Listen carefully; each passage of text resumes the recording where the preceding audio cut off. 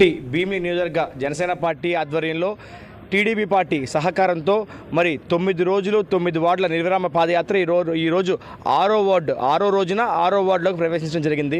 మాకు ఈ ప్రాంతంలో ప్రవేశించినప్పటికీ కూడా ఇక్కడ జనసేన పార్టీ నాయకులు కానివ్వండి, వీర మహిళలు కానివ్వండి, టీడీపీ నాయకులు కానివ్వండి ఘన స్వాగతం పలికి ప్రతి ఇంటికి, ప్రతి మహిళ వద్దకు, ప్రతి యువకుడి దగ్గరికి, ప్రతి కార్మికుడి దగ్గరికి కూడా అందరి దగ్గరికి వెళ్ళి మేము చెప్పే మాట ఒకటే: రాబోయే రోజుల్లో జనసేన పార్టీ మరియు టీడీపీ పార్టీ కలిసి పోటీ చేయబోతుంది.